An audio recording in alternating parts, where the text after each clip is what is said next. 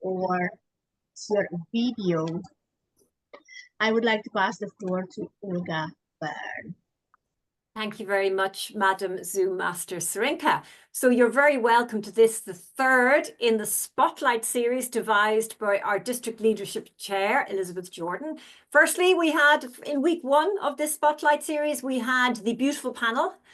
In the Spotlight Series 2, we had our eclectic panel, and tonight we're changing things up and we're having a one-on-one. So we're going to have a wonderful presentation and then some thought-provoking questions based on that presentation between myself and Piotr, and also open to the floor. So tonight, I'm going to pass back to Elizabeth to introduce our wonderful speaker tonight. So back to you, Madam District Chair.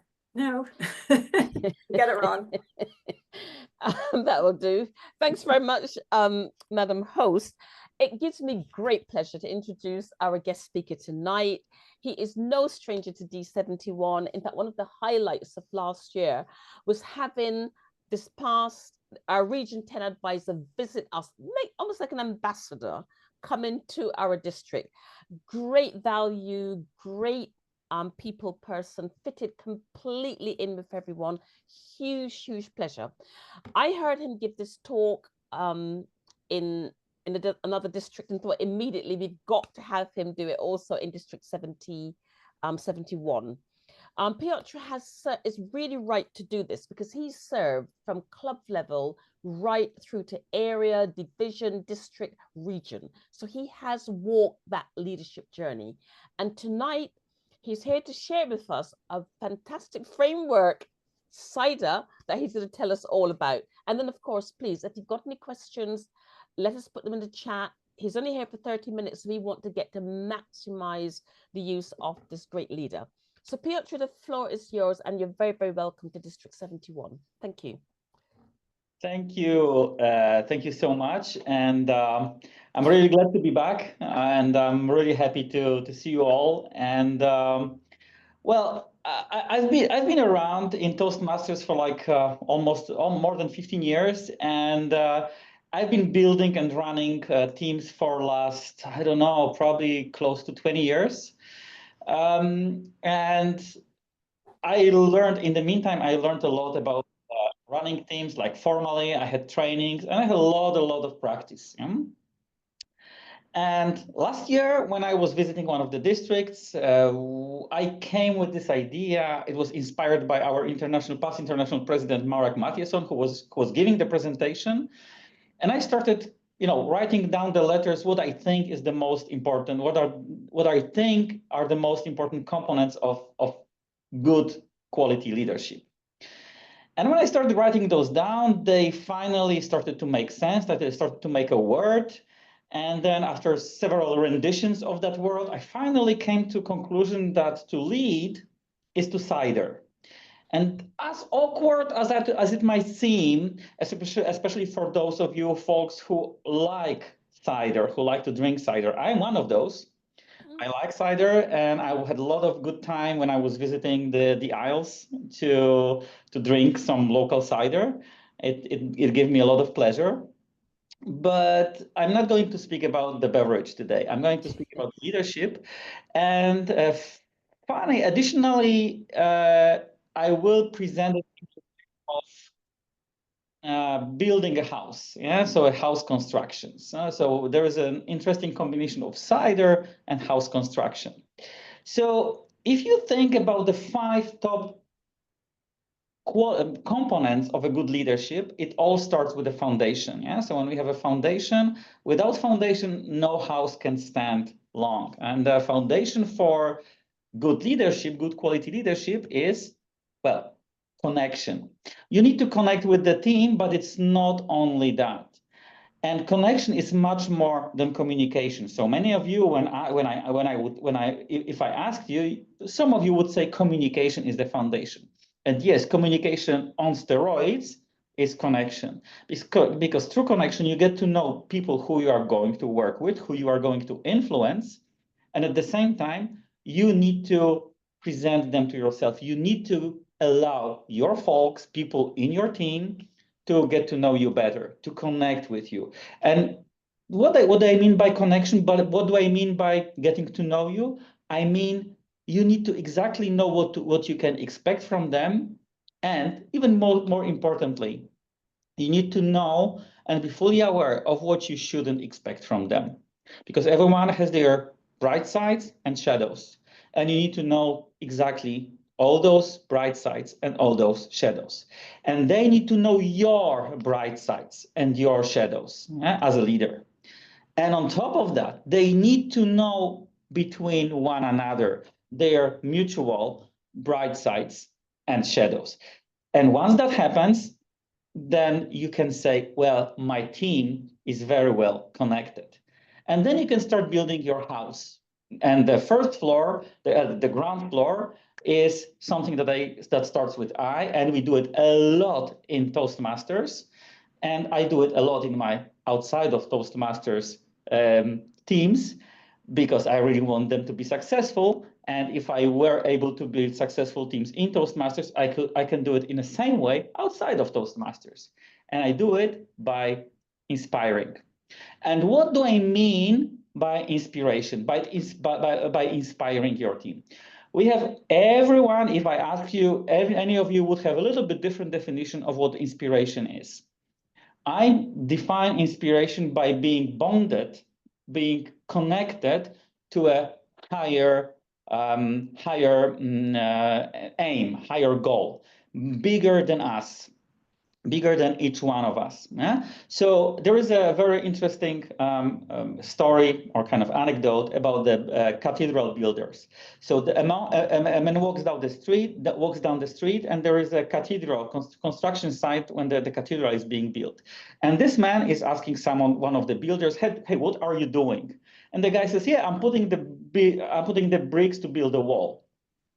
Okay, that's a true answer, rightful answer. And he accepts the answer, and he follows on to another builder, and he says, what are you doing? And he says, I'm building the cathedral. Well, it's a higher motive, higher, higher purpose than just a wall of bricks. And it's a building the cathedral. So he walks on and he finds another man, another builder, and he asks, hey, what are you doing? And he says, well, I'm helping people to connect with the God. And that's the higher purpose. And when I work for the healthcare company, health tech company. That's Philips. Philips is building the health tech equipment where you can find it around the hospitals, like MRI, CTs, breathing support, and all those kind of different equipment you can find in the hospital. What we do is we help people improve their health. That's the higher purpose why we do things. Why I do what I do is I help people improve their health or improve their lives. So that's inspiration. When you are able to convince your folks to follow that big idea, then you are inspiring. Then you inspire them to do things because of that higher idea. That's what I call inspiration. Once you have those things settled, you connect with your team, you allow your team to be connected, you inspire your team, then the time comes for that is delegation. And delegation is at the core of leadership. You can't lead without delegating. I mean, you really need to make sure your folks are doing what they are the best of, and what brings all the team closer to the objective, to your objective, or to the objective of your team. And by delegating, I mean delegating tasks, but also delegating the responsibility. I don't like to say about delegating tasks. I like to speak about delegating the responsibility. So you assign the responsibility for accomplishing something to someone, and you make sure that this person accepts that responsibility. But the delegation of responsibility, if done in a separation from something else, the E part of the CIDER, will never work, will be reduced down to micromanagement. So along with delegating the responsibility or tasks, you need to delegate the authority, and you do it through empowerment. You make people, you give people, you share your power with someone to allow them to accomplish what you want them to accomplish, what you want them to do, what you want them to get there, to get. So you delegate the responsibility, and in parallel, you need to delegate the authority. So D needs to come together with E. And there are two main floors of your house. So you have the foundation, the connection, the ground floor, the inspiration. Then you build on that, the core, the heart of your house. That is first floor and second floor, delegation and empowerment. And one cannot come without each other. So they need to go together. And then once it's done, when it's happening, you make sure that people stay motivated, that people still stay on track. And you do that with something that I call the value, that I call the currency in Toastmasters, because we pay people with education. That's one of the things, but we pay people not with money, but we pay people with recognition. Yeah. So that's the currency of Toastmasters, and that's the currency in every single successful team. The team will not be successful if you don't recognize people, if people don't recognize each other, and obviously at certain point they will also recognize you. So that's the CIDER. Welcome to the world of leading by CIDER or leading through CIDER. And I'm really happy to share that with you. I've been sharing that a couple of times in the last couple of months, and it seems to resonate with some people, but I put it to the test. So I asked people, hey, what do you think is missing? And so far, I didn't find anything that is missing in this model, in this framework. So I encourage you to try. And if you are considering running for the role in your district, that might be a great idea to put that framework, the CIDER framework, into the test with your own hands. So I wish you good luck. And I really encourage you, if you didn't try to be in the district leadership team yet, I encourage you to do and put that framework to the test. I'm welcoming the questions. I mean, if there's anything you would like to ask or to discuss or would like to criticize, I'm also very much open for the criticism or challenging me. I'm here to discuss that. Thank you. That's great. Thank you very much, Piotr. I am now going to ask you some questions based on your presentation. So if I can maybe stop sharing the screen so I can get spotlighted with you. And then I'd ask the audience, we're going to chat, but if you have a pressing question, please do raise your virtual hand and we can have you on the floor too. So please, it's a nice relaxed discussion. So please feel free to jump in at any time. So very interesting, Piotr. I had not actually heard of this model before, and I think it just captures everything. But my challenge is to find something that it doesn't. Not now, but I will think about that. So let's go on inspiration. This is one that sometimes I would find difficult. So how can a leader inspire others while staying authentic and grounded? Because you can inspire and you can talk about the greater goal, but to bring it down to the sort of, you're talking with the team, you don't want to sound too highfalutin. So how do you stay authentic and grounded, but inspiring your team at the same time? Well, thank you, Olga, for this question. Well, why do we do things that's the example that is very close to all of us. Why do we do things in Toastmasters? I mean, we do everyday things, like we go to the club, we practice public speaking, we practice some leadership at the club level. But when you step up and you say, I want to serve as area director, division director, district director, there's a lot of work.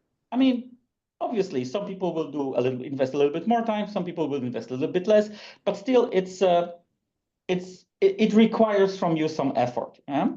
So why people do that? Why people spend some time on things which are the work that they are not getting paid for? And my experience with people who are in the district is that they believe in something. Is that they believe that if I do something for the organization will help the world become the better place. And if you think about it, the world will be a better place. The more people will communicate better, the better the world will be, right? So you don't need to be, you can be very authentic, because I really believe in it. I really believe that Toastmasters can change the world. That's why I'm still here after 15 years, and I'm probably I will stay here for life, because I really believe in it. Yeah. And if you if you believe in it, you stay authentic. I mean, if you don't believe it, maybe you are not in the right position, yeah, to lead the team. Sometimes you need to force yourself to believe in something, but overall, I mean, you really need to believe, you really need to have it in your heart. And then even the craziest idea, I know, Toastmasters will make the world a better place. Well, for someone from outside, say, I don't know. But for all of us inside, we really believe in it, and I really believe in it. And that's how you inspire. You stay authentic, you inspire. Yeah, no, I totally agree. And I think I'm going to be very cliched. If you stay true to yourself, so you're presenting your authentic self. So if you're the excitable type, be excited. If you're not, I think it's very important in that, because sometimes you're asking somebody to take on a leadership role.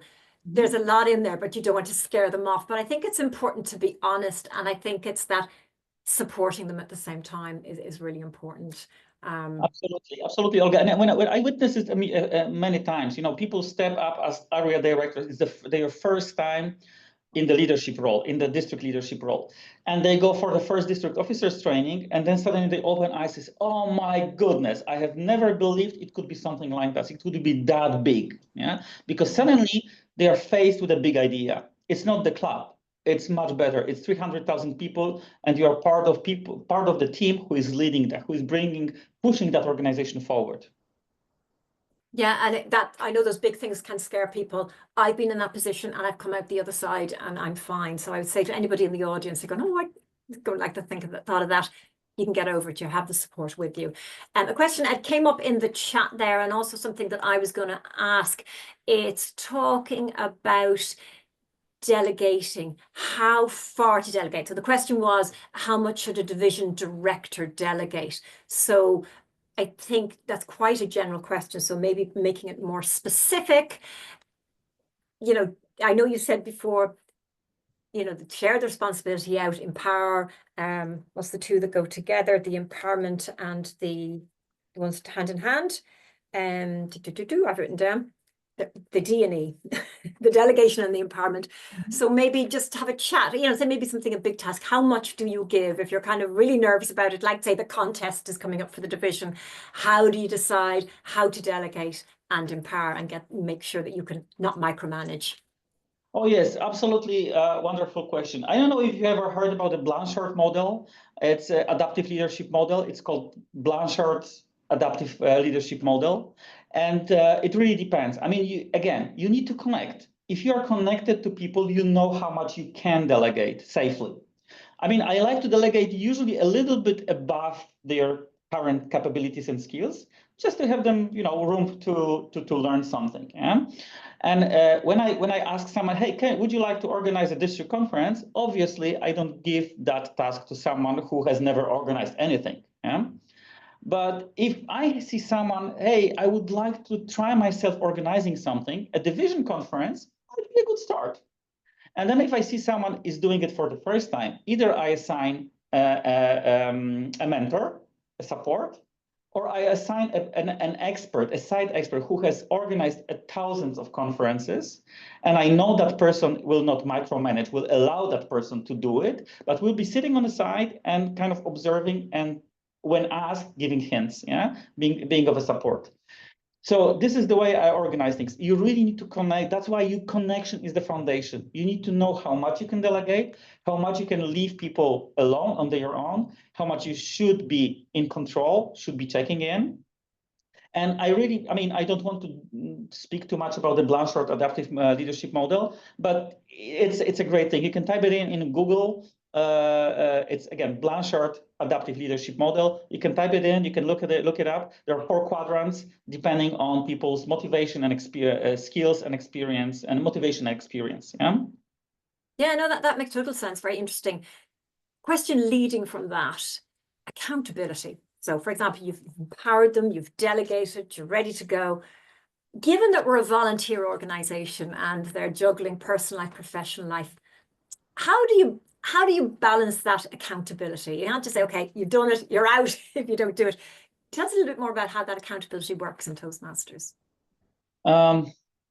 Yeah, I have a very kind of black and white approach. I mean, my assumption, and it's a working assumption. It doesn't always work, but for me, it's a working assumption, is that I speak with adult people and mature people. Yeah. So if we agree on something, I deliver my part of the deal, and you agree to deliver your part of the deal. My part of the deal is to make it possible for you to try something new, to learn something, to develop yourself, to grow. And your part of the deal is to do that, right? And also my role is to make sure that I give you full support, all support that you might need. And that support might be small, might be big, yeah? When I decide to put someone on a job that is much bigger than their skills, capabilities, I know I need to provide much more support. Yeah? And so it really depends on how I do things, because in 2015, after I finished my first term as division director, I assigned division. I said to my successor division director, I will organize your fall division conference, and he was okay. He just came to the conference. We had 110 people in the division conference, 2-day conference, and he was very happy, because he knew that I could do it end to end, like really without any supervision. But so that's really, you need to know, you need to be fully aware of how much you can, and you need to make yourself available for any question, for any contact from that person. And that's, you really need to be connected. Again, coming back to the basics, to the foundation, you need to be connected. Yeah. And that is very important. And that's a question from the audience, from Elizabeth Jordan. She says, since connection is the foundation of the model, say more about doing this effectively. So for example, that leading on from that conversation, that you have that connection correct for that person to take things forward. All right. So what I did, I had the privilege, and it was actually, I built many different teams in my professional career. And actually, it was the first time last year that I got a new team, which I got in the same time. So on 1st of June, I got 5 people in my new team, and I could do it by the book for the first time, because previously I was taking over a team that was existing, or building the team over time. And now I had just 5 people, a completely new team that they didn't know one another, and I was supposed to make a team out of that. So I did a couple of things. So first of all, obviously we had a kind of 2-hour introduction meeting when everybody was freely able to speak about different things. I had a set of questions which I asked everybody to answer, obviously giving them freedom not to answer. But we created such a nice atmosphere that people went beyond those questions, right? So that's the first thing that you just need to get to know people, like you get to know your friends. You need to know something about them. Then I put them through the exercise that was where we tested the behaviors. Yeah, we checked on the behaviors. So that's there are different models. There is extended disc model. There is discovery insights model. We have our own Polish model, which is very similar but a little bit different. It's called Freeze, but it's a very similar thing. Yeah. So I asked an external coach to come to us, put us through the test, and make a whole day workshop on that. So another thing was we tested our talents. So there's Gallup talents. I asked again the external facilitator to test us on the talents and have a one-day workshop on that. So that's how we got to know each other on a personal level and also on a professional level, what we can expect from each other and what we shouldn't expect from each other. Yeah. So that's after this exercise, we had really, it was in the first week of our being together. After the first week, we were already a team. Yeah. And obviously, one of the things I say I said to my team, yes, we are going to face the hard times because we are going through the major transformation. It's related to the outsourcing of certain activities, and it's not gonna be easy. That's why we are here. I like to say, if it's easy, we wouldn't be here. We are here because it's difficult. And then I said, we are going to have conflicts. We are going to have personal conflicts. We are going to discuss, to really have clash on ideas. And we need to be able to work with this. And they were scared. There were 5 women. They were all scared in the beginning. Say, yeah, okay, but there is a process to do that, right? And we need to learn the process before we face the first conflicts. Yeah. And so you know this startup phase, the connection phase, allowed us to go through the really difficult time that was in June. We had a really difficult times in September and October. Yeah, we had fires from everywhere, escalations, frustration, a lot of those things, and we stayed together, we stayed bonded, and we supported each other. Even, I mean, especially during those hard times. Yeah, so that's what I mean by connecting with each other. You need to know yourself. You need to know one another on a personal level and on a professional level. That's excellent. Really, really interesting. And now I'm going over to empowering somebody who's hesitant. So if you have somebody who's hesitant to step into that leadership role, you know, they're in the team, they're kind of doing the background work and avoiding it because it's lack of confidence. What strategies would you use to empower that particular person? That really depends. But I give you one or maybe two examples. Yeah, one example is that back in 2013, when we were founding a new club in the city where I moved in, there was no English speaking club. So we said, yeah, there was a couple of people. We would like to have an English speaking club in our city, and we were discussing who would be the first team of club officers. And I said, yeah, I could be the first club president. I'm okay with this.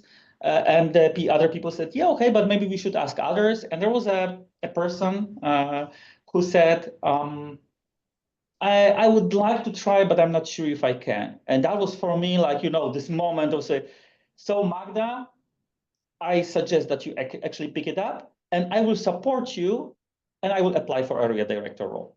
So I could formally and informally support you as my mentee and as an area director support for you as a club president.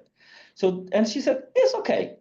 So she stopped being hesitant because she kind of felt there is someone she can rely on, who she can turn to when she has problems and who will be the support for her. The other time, the person came to me, so I actually approached someone who I thought would be a great future district director and say, hey, didn't you think to apply for club growth director? And he said, it was last year, district director, Kamil. And he said, it was a few years ago. I said, yeah, I was considering that, but I'm not really sure if I'm capable of doing that. So we engaged in a 2-hour conversation, like really over the beer, one beer, second beer, third beer. And so it was like a selling. For me, it felt a little bit like a selling, but I didn't push him. So I was asking him different questions and he was asking me different questions. And then, so I showed him different phases of leadership in Toastmasters. Yeah, and he was really curious. And Kamil is the person who makes the decision based on facts, like really that hardcore person based on facts, yeah, fact-based. And he collected all those facts. He said, I will give it a thought. And 2 weeks later, he wrote to me on Messenger, I'm going to apply as club growth director. Thank you for your support. Yeah, again, it depends. Yeah. Yeah, it's that whole just adapting to that person, adapting your leadership style. So brilliant. So we're running out of time. I'm going to ask the audience, have you any pressing questions for Piotr before he departs in his busy life? And I see Clive Willett has his hand. Clive, what's your question? And the question is, I'm the guy with the jaundiced eyes, by the way. And I'm asking Peter, I thought that R was going to be result rather than recognition on your CIDER. And I thought that that would be the pinnacle of the house.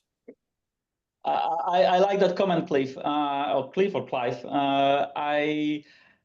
I think results is much more related to management rather than leadership. Yeah, right. So I think there are parts like, you know, operational performance management, operational management, stakeholder management, people management are all parts of the management. And then you have the leadership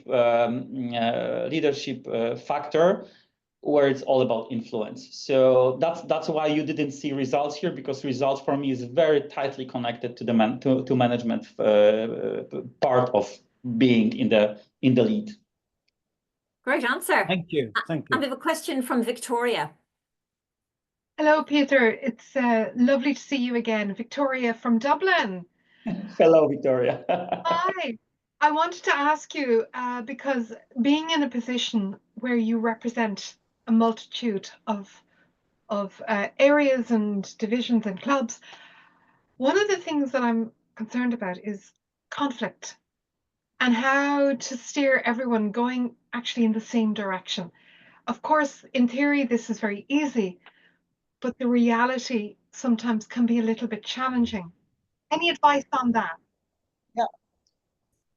All right. So let me do that. It's gonna be less than 1 minute. Yeah. So I like to say between where are you in District 71? So between Dublin and Cork, you can take different routes, right? You can start in Dublin and finish in Cork, taking different routes, right? So what I do is I allow people to take different routes. Yeah, even I have 2 people now in my team who are supposed to do the same thing, but they are executing in a completely different way. Yeah, for me, it's the inspiration part, because at every time we need to know that there is a lighthouse, and that's our direction. So you can do anything provided it brings us closer to the lighthouse. Yeah, and I allow a lot of freedom for people to execute their role, right? But if someone is doing something, against, then we have a conversation. Yeah. So you need to, again, connect. You need to connect. You constantly connect. You need to be on top of what people are doing, where people are, what people believe in, all those things, and that helps you being making people go in the same direction. Right? Dan Rex said, Dan, what is your job? Dan Rex is the CEO of Toastmasters International. What is your main job? He says herding cats. Yeah. And this is more or less every leadership role is about herding cats. Yeah, it's a bit about adaptability to that particular person. Again, it's building on that whole connection and understanding that. So thanks, Victoria. I think we're going to have Piotr go, but I want to say thank you so much. It's been wonderful. It's my first time meeting you. I love the CIDER. I'm thinking CIDER house rules was the thing that came to my mind today, but it's the house rules for Toastmasters in leadership. So thank you very much. The session's been wonderful. We wish you all the best, and we hope to see you back at District 71 when you can come again. Thank you, Olga. Thank you, Elizabeth, for our invitation. I will be my pleasure. I can call in almost, anytime. Great, we'll have you have the status of friend of District 71, so you will be invited again. I hope to be invited to the D71 again. Have a great evening, and good luck, and make people apply for the roles. Thank you. Yeah, thank we you. won't give them a choice. They've got to midnight. Yeah, I know. Hey, see you. See you. Right, thanks, Piotr. Thanks, Melissa. Shaw, appreciation. Well done. Thank you. Thank you very much. Bye. And I'm going to ask Elizabeth to join me on the stage here, and I think she's going to take over for a few minutes. Well, I'm not actually. Haven't seen how Piotr handled his. He obviously set out that wonderful framework for leadership. All I want to say is this: I accepted to be the district leadership chair for this year, and my role is to build a team. And I'm delighted to say we have a fantastic team that consisting of a representative from each of our 9 divisions, and I also have an admin assistant working with me. And our role is to help, but to manage the whole process of nominating the next set of leaders. Now, I think everyone will know, because you've had messages from me, messages from the DD, it's been all over social media, that today, the 15th of January, is the deadline for candidates to submit their paperwork. So if there's anyone tonight in this audience who is thinking of becoming a division director or who wants to sit on the DLT, please can you complete those forms and submit them by midnight. So this is a request from me. And what I'm going to do, rather than go through the presentation, which I've done like 3 times in a row, I'm just going to either Olga, you can ask me questions, or anyone in the audience can ask me questions about the process of applying to be a district officer or district leader, anything about the showcase, anything about anything you want to ask. I'm here to answer your questions. So who's going to go first? I can. Of course, please do. I was just going to ask, if people are there and they're hesitant and they're not ready tonight, what's the procedure? The deadline's tonight. What if tomorrow morning they go, oh, I wish I'd applied for area director? Do they just try? If they do that, then the District Leadership Council, the team, we do have some leeway in extending the deadline. and I will be discussing this with the team. It's not something I particularly want to do because we have statutory dates we have to meet.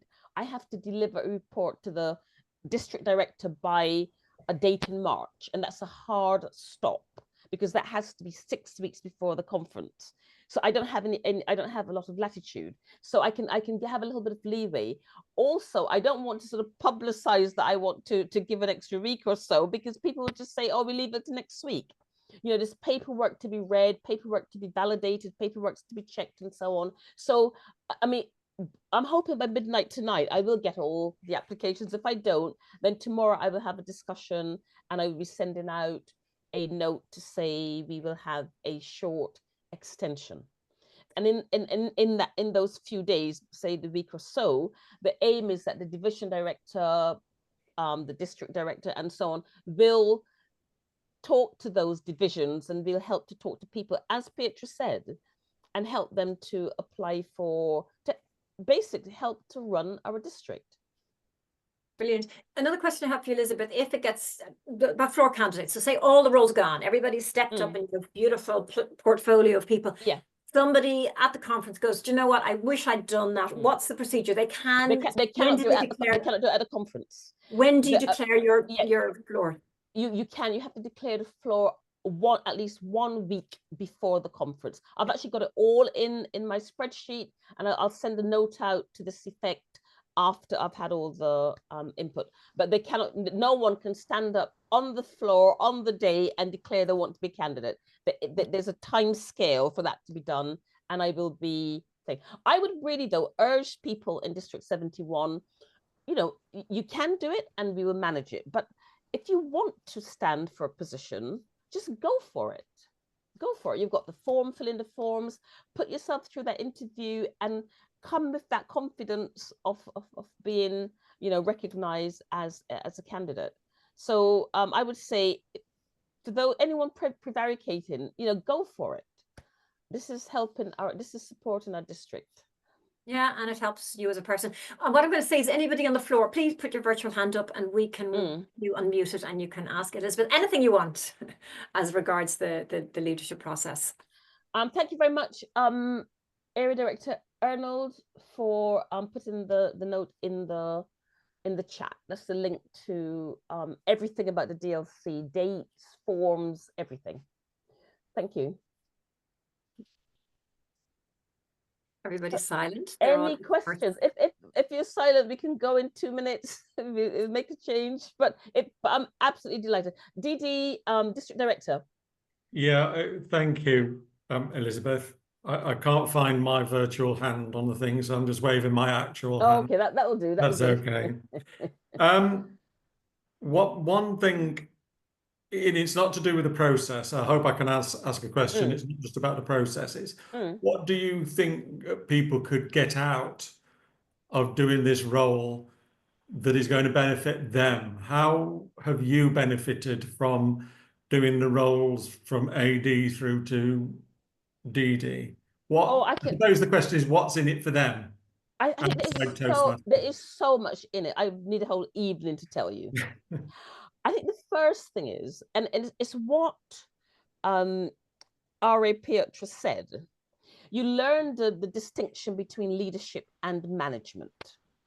There's some things you have to manage, but when you step up in that leadership role, you are effectively inspiring, you're influencing, and so on. And that can make one grow tremendously.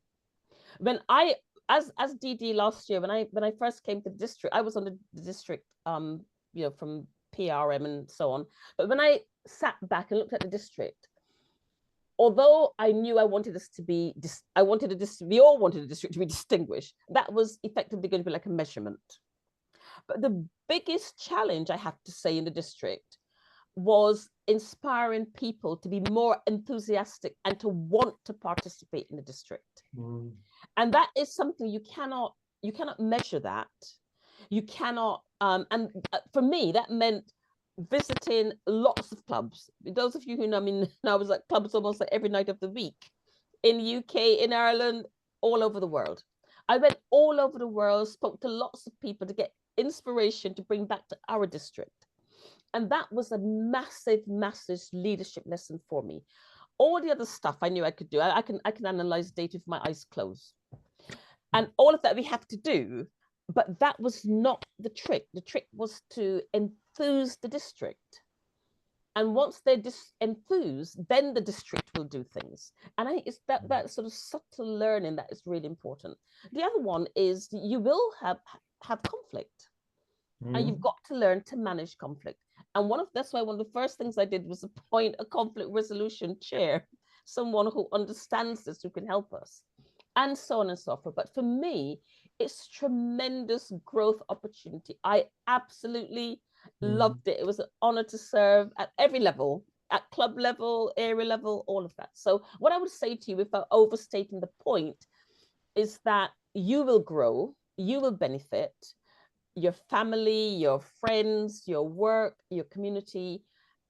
You'll look back a year later and see yourself in a quite different light. So as I can't say it any more differently than that, please go for it. We've now got about 4 hours or so to go and fill in that form. And can I just thinking about it? Can I add to what Elizabeth said? It really, I'm a current division director, and it teaches you a lot about how you are as a leader. You haven't, like, I work for myself, so I don't really have that opportunity, and I learned a huge amount, or I am learning. And also you get a wonderful team, whatever way, if you're the area director, the division director, you get a team of people who are really dedicated, and they really, when it comes to push to shove, they're there, right, and they have your back all the time. And same as the people above you. It's been wonderful. I was hesitant to step up. I was like, oh my gosh, I can't do that. But I did, and I'm doing it, and hopefully we'll have a wonderful division at the end. But I would say to anybody, it's amazing. It helps you with work. It helps you just that and that growth that Elizabeth talked about as well. Elizabeth, I see a question in the chat. Okay. Again, how many clubs is a division director responsible for? I think that varies, doesn't it, depending on... It varies. On the whole, you tend to have, I think a division consists of like four to six clubs, and sorry, 4 to 6 areas, and each area may have between 4 to 6 clubs. So you can end up with, I don't know, 24 to 30 sort of clubs. But your job isn't to look after those clubs. Your job is to work with your area directors. And this again is where the leadership comes in, the CIDER model comes in. You're supporting your area directors. And if you have your division council meeting, you should have regular conversations with them, work together. If, for example, and one of the first things I did was you look at your division. You're going to have some strong clubs, you're going to have some weak ones and some medium ones.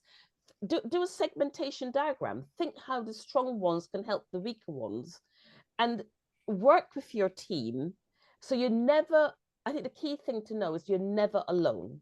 This is a job where you're working with your fellow division directors, you're working with your area directors, and also you have the DLT. Do not forget that the division directors come between the DLT and the area directors. And certainly for the last year or so, the DLT has opted to work very closely with the division directors. So you do have that support as well. Has anyone else got a question in the audience? Tom. Olga and Elizabeth, just to follow on, I was greatly encouraged by what you had to say there, Elizabeth, about the responsibility, in a manner of speaking, that a divisional director would have with regards to clubs. And most definitely, I found your answer very, very positive and very, very encouraging. And I thank you for that. And I thank you, Olga, for bringing my questions to Elizabeth's attention. Thank you so much. Greatly appreciated.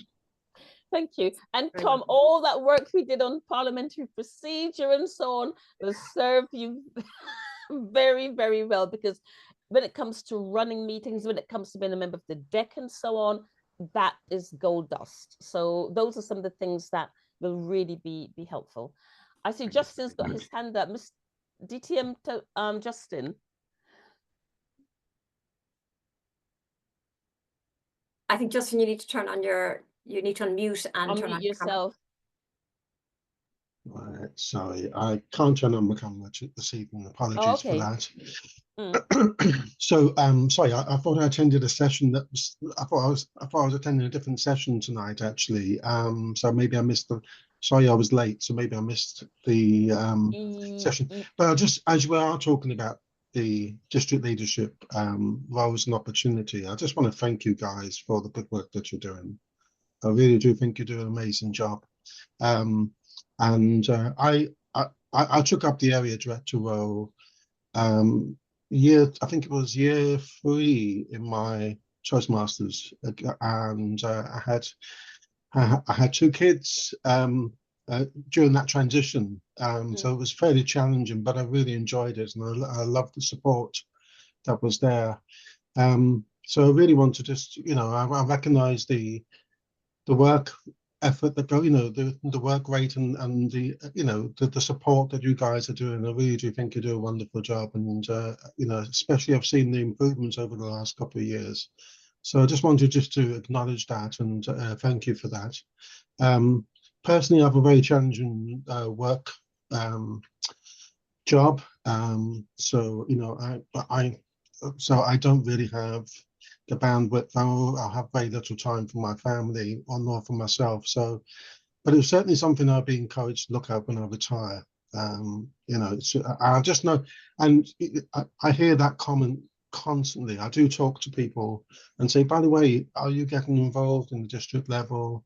Are you interested in stepping up? And work or life gets in the way of that. So I just want to acknowledge the work that you do, and I recognise the benefits that it has. It really has. I remember when I was doing the area director role, you are in conflict management mode, and it's great to see the light at the end of the tunnel and see the fruits of some of the good work that not yourself do, but in terms of you're enabling that change. So yeah, I would encourage anybody who hasn't done that sort of role before to seriously consider it. Oh, Justin, thank you so much for that. It's always great to get some recognition and appreciation, because we get a lot of the other stuff, get more of the others. So thank you so much. And also, I'll put in a plug for you, because in 2 weeks' time, you're going to be in a hot seat doing your Wednesday webinar. Is that correct? Yeah, that's my little contribution I can make to the district at this point. So we will all be here to hear your wonderful presentation. So we put in a plug for you nice and early. But thank you very much for your appreciation. That's really good. Okay, any last questions? So just to reiterate, we have till midnight to fill in the forms. All the forms are on the website. If you have any questions about the forms, please call me. I'll be sitting here at midnight. I won't move until after I've checked whether they've come in or not.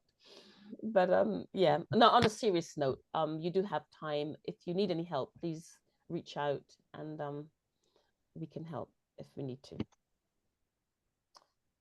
So any final questions? No, we don't want to flog this to death. So it remains for me to thank our interviewer, Olga. I want to thank you. You have done a tremendous job over the last 3 to 4 weeks. You really deserve my pleasure. a round of applause. You're really one of the jewels in the crown in District 71. Massive, great interviews. So thank you very much. I always have to take my hat off to our Zoom masters, DTM David Clinton and DTM Sarinka, who week in, week out serve our district in such a wonderful way. You bring such professionalism and confidence. When I come on the line, I see you too. I think everything is going to be okay. No matter what happens, everything is going to be okay. So I want to thank you for that massive contribution. And of course, our district timer, Matty, who again also serves a district in such a wonderful way. So appreciation to you all. Thank you. And my very last words to you, on the Sunday the 26th, we're going to have Morag Matheson, our immediate past international president. She's going to come to our district. And I hope we're going to turn out in great numbers to welcome her, and also to hear what she has to say about leadership. And she should know, because she went from being just a guest at a club meeting to being the international president of the organization. So she has traveled the entire journey. So she has something to say about leadership worth listening to. So on that positive note, I'm going to love you and leave you and see you again next week for the next webinar. And then in 2 weeks' time for Justin's webinar. So thanks, everyone. And I've just remembered something. Oh my goodness, did we record? Did we record, Mr. Zuma? Oh, thank you.